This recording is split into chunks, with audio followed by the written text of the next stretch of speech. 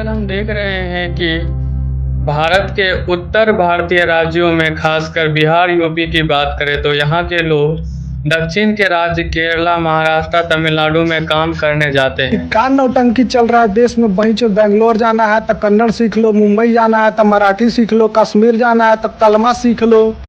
भाषा सीखनी होगी, स्थानीय या क्षेत्रीय भाषा में बात करनी होगी, नहीं तो उन्हें वहाँ काम नहीं मिलेगी। नमस्कार, मैं हूं Nitish Kumar. Welcome to my channel सफर ये सीरीज पर खास शो बिहार कनेक्शन शो में हम इसी मुद्दे पर आज चर्चा करेंगे। सब्सक्राइब करें और बेल आइकन को दबाएं। सवाल अखंड भारत में भाषा विविधता का नहीं है, सवाल है जीविका की, आर्थिक तंगी की। हालांकि हम देख रहे हैं यूपी में तो कई उद्योग धंधे लगे हुए हैं, खासकर अब यहाँ तक हो गई है कि भारत की ब्रह्मोस मिसाइल के उत्पादन का भी शिलान्यास हो चुका है। दूसरी ओर बिहार में जो कि पहले चीनी मिल था वो भी अब बंद हो चुका है। बिहार पूरा तरीका से बदहाल हो चुका है। बिहार की 80% आबादी, जिसमें 60% पलायन करते हैं काम की तलाश में, 20% शिक्षा या अन्य चीज़ों के लिए या उसके कारण। यहाँ की मुख्य और एकमात्र प्रमुख स्रोत कृषि व पशुपालन है, जिसका उपभोग राज्य में ही हो जाता है। और राज्य की यदि प्रति व्यक्ति आय की बात करें तो 100 रुपया से भी कम है। बिहार का नाम सुनते ही हमारे मन में एक अलग तरह की छवि बनती है, जो कि वास्तविक परिस्थिति से मेल भी खाती है।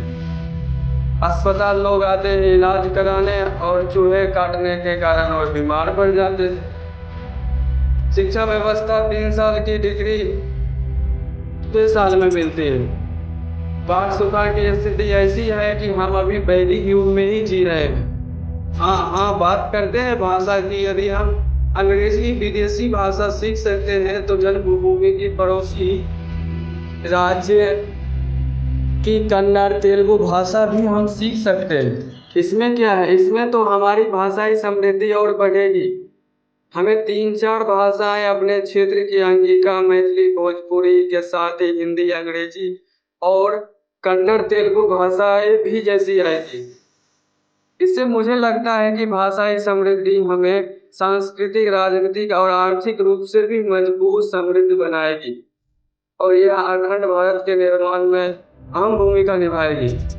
फिर सवाल है कि विवाद क्या है, मूल समस्या क्या है?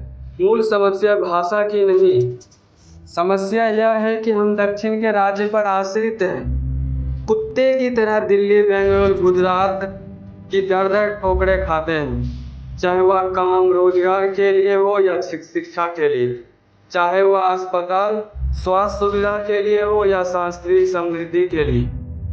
किसी ने हमें बकचोद कहा, यह हमारा शब्द नहीं है, ये किसी और का इंटरनेट पर ये उपलब्ध है, आप जाकर पता कीजिए।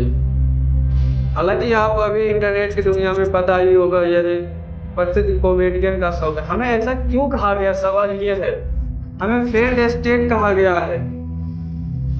ये मत करना। तुम जो अभी इतिहास में दौड़ लगाना चाह रहे हो, तुम हमारे राजा ऐसे थे, हमारे यहाँ सोप हुए, बुद्ध हुए, ये मत करो, रुक जाओ। थोड़ा खुद पर भी देखो, खुद की छवि भी देखो, अभी वर्तमान की स्थिति देखो। क्या लगता है, क्या वो जो कह रहे हैं फेल्ड स्टेट या इस तरह की हमें गालियाँ पड़ रही है, क्या लगता है? हमें अपनी छवि सुधारनी होगी और यह दशा हमारी किसने की? हमने या हमारे नेताओं ने? सवाल है, नेताओं को किसने बनाया? हमें वो लाठी मारकर दक्षिण राज्य में भेज रहे हैं कि जाओ कमाओ, शिक्षा प्राप्त करनी है तो दिल्ली जाओ, मुंबई जाओ, बेंगलोर जाओ, और वो खुद बिहार की राज्य के संसाधन जो है खुद पेट भर के खा रहे हैं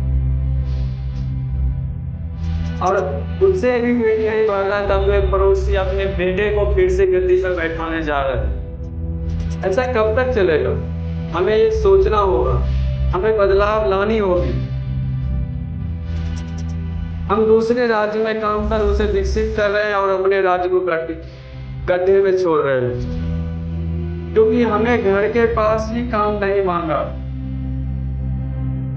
क्योंकि हमने घर के पास काम नहीं मांगा, हमें शिक्षा अस्पताल नहीं मांगा, मांगा तो वो सिर्फ 2 बोतल दारू, मुर्गा भात।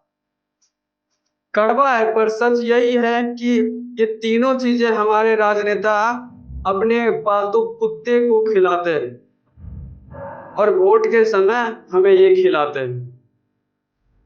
इससे हमसे अच्छे तो उनके कुत्ते हैं। कड़वा है पर कड़वा का घूंट भी पीना होगा यदि बदलाव लानी है तो। यकीन ना हो तो उसके घर जाके कभी हो आना। अंत में मैं यह कहूँगा कि यह कोई भाषाई विवाद नहीं है, यह अप्रत्यक्ष रूप से दक्षिण राज्य के द्वारा एक हमारे लिए समर्थन ही है कि हम अपने राज्य में रहकर अपने लिए अपना अधिकार, अपना हक मांगे, अपना काम मांगे, घर के पास ही काम मांगे। हमारे पास 2 विकल्प है, या तो हम कन्नड़ तेलुगु भाषा सीखकर दूसरे राज्य में काम की भीख मांगे उनसे, या अपने घर के पास अपने राज्य में अपने हक अधिकार के लिए, अपने बच्चे के लिए, अपने भाई के लिए, अपने दोस्त के लिए, अपने लिए काम मांगे, अपनी ज़िंदगी के लिए काम मांगे, अपनी ज़िंदगी, अपनी बच्चे की शिक्षा को बेहतर करने के लिए काम मांगे। हमें अपना अधिकार मांगना होगा। आपकी क्या राय है हमें कमेंट करके ज़रूर बताएं। धन्यवाद। मिलते हैं अगले दूसरे विषय के साथ चर्चा करते हैं। धन्यवाद।